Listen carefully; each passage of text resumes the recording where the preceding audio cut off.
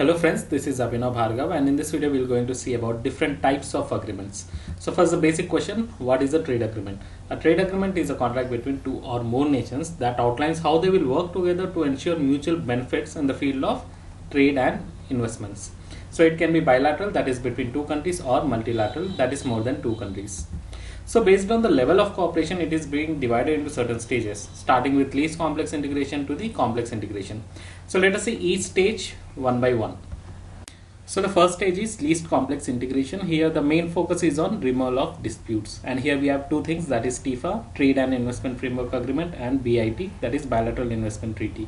TIFA is a trade pact between two or more countries whose main focus is on expanding trade and resolving disputes, and it is also the first step towards a free trade agreement.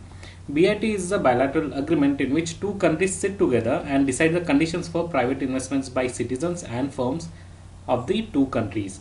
And the investments discussed under BIT is mostly with respect to FDIs. And also Pakistan and Germany signed the world's first BIT. So from least complex integration we approach towards freedom, and here we have two things, that is PTA, Preferential Trade Agreement, and FTA, Free Trade Agreement. A PTA is the one where we give preferential access to certain products from the participating countries, such as reducing tariff barriers and making non-tariff barriers less stringent, and the examples include Asia Pacific Trade Agreement and India-Mercosur PTA. And FTA does not mean everything is free. A free trade area is a trade bloc whose member countries have signed a free trade agreement which eliminates tariffs, import quotas, and preferences on most of the goods and services traded between them. And FTA can be bilateral or multilateral. And one example of transition from PTA to FTA is SAPTA to SAFTA, that is South Asia Free Trade Area. So what would happen if countries want to move more closer? See, when the countries go beyond FTA and agree for a greater degree of economic integration, which includes improving the attractiveness to capital and human resource, expand trade and investment, then it would result into CESA and CEPA. CESA is Comprehensive Economic Cooperation Agreement and CEPA is Comprehensive Economic Partnership Agreement. CEPA and CESA are similar to a free trade agreement with the comprehensive coverage of trade in goods and services and investments as well as the intellectual property rights. However, CEPA is a wider term than CESA. Still no much clear distinction is there except some wider objectives in CEPA and more elimination of barriers.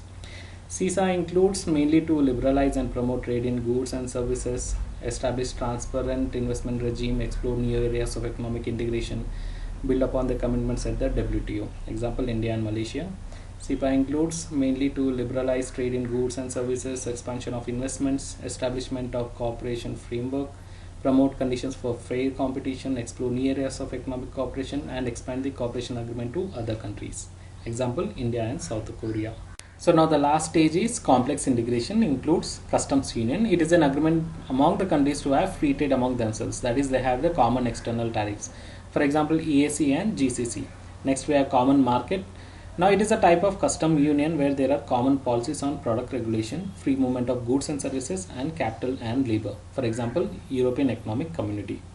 Next we have economic union. It is a type of trade bloc which composed of common market and customs union.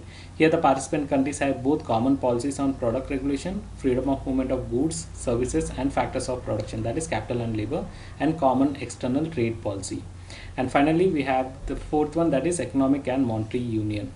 Here when an economic union which involves unifying currency, then it becomes economic and monetary union, for example Eurozone. So this is the basic information about different types of agreements, starting with least complex integration, then approach towards freedom, then comprehensive cooperation, and then complex integration. So do like, share and subscribe to this channel. Thank you.